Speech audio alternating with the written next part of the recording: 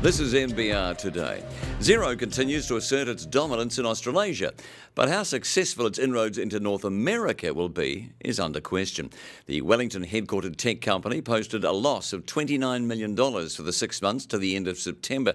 Now that's up 46% from its $19.6 million loss in the same period last year.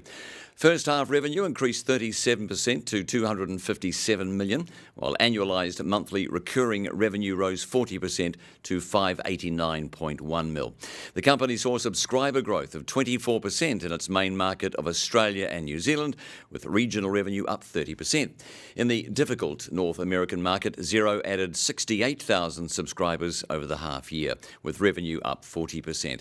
But removing those subscribers who came with the acquisition of Canada-based HubDoc, which Xero is using as a launchpad into Canada, it added 49,000. Ebert construction directors have written to creditors arguing the liquidator appointed by its shareholders should not be replaced before next week's creditors' meeting. Ebert directors have refused to talk publicly since the collapse, but in a letter to creditors they urge the continuation of Grant Thornton liquidators David Rusco and Tim Downs. Tempest Litigation Funders has been holding informal creditors' meetings to persuade companies owed money by the firm to roll the liquidator and choose BDO's Ian Shepherd and Jessica Callow instead. Tempest, whose director is liquidator Damien Grant, bought debt from other creditors, enabling it to have a say in meetings and influencing the creditor vote. Meanwhile, receivers at PwC have faced opposition from one subcontractor who's owed $500,000 as they continue with a court application over Ebert's retentions fund. PwC receivers want the court to approve its distribution plan so it can pay out 75% of $3.7 million held in retentions to subbies before Christmas. Housing Minister Phil Twyford expects to announce new infrastructure bonds aimed at speeding up housing developments shortly. Mr Twyford says the bonds will have the effect of turning on the tap in building the infrastructure. Now that's roads, sewage, water and electricity, which housing subdivisions need before they can proceed. I talked to the Minister about the new bonds. Well, I've had Treasury working for the last year really on a new and alternative way of financing infrastructure. And when we were in opposition, we talked about using infrastructure bonds. So we've done a lot of work developing that, and we're going to be making some announcements quite soon. On the infrastructure bonds? Yeah, that's right. Which will have the effect of turning on the tap for investment in the infrastructure. So how does that work, an infrastructure bond? I'll have more to say about that, Grant, I'm not asking weeks. what you're going to say. I'm just asking how they work. Yeah, we'll have more to say about that in the coming weeks. Meanwhile, National Party leader Simon Bridges says delays caused by planning laws and processes need to be resolved. He's pledged National will support any comprehensive reform of the Resource Management Act under specific conditions. Some economists are expressing surprise at today's Reserve Bank official cash rate decision.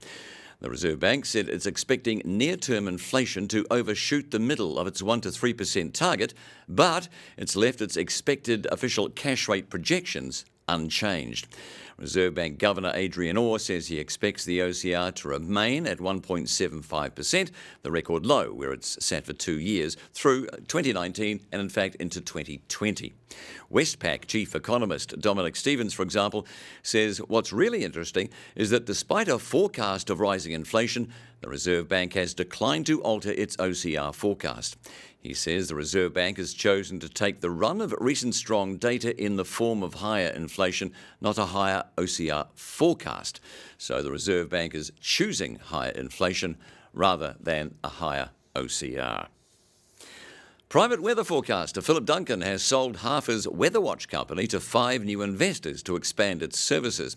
It plans to aggressively battle commercial government-owned weather forecasters NIWA and the Met Service through innovative products. The last government did a review on public access to open data after Mr Duncan complained about the government duopoly, but the coalition has just said it doesn't see a need for change. WeatherWatch has also partnered with IBM and Amazon to expand its New Zealand weather services and will set up its own independent infrastructure. Mr Duncan spoke to NBR's Fiona Rotherham about the deals. So we brought in 5 new investors because to compete against a government monopoly, we had to look at what what did companies do to go up against telecom? You know, the government was saying, you know, the market's deregulated, you can do what you like, but everyone had to use the same one copper wire network that telecom owned. In New Zealand, the analogy is with radars and weather observations is basically how Met Service control the marketplace. So we're coming in with these new investors to look at building our own entirely independent infrastructure, which I believe Telstra did to kind of get their foot in this market because they couldn't get Telecom's copper wire network initially. And so too tomorrow. Well, why is New Zealand the mini-me to Australia's Dr. Evil when it comes to banking?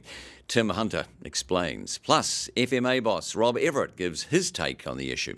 So for those and other stories, just head to our website. Enjoy your evening. To unlock your 2 free articles a week, head to nbr.co.nz.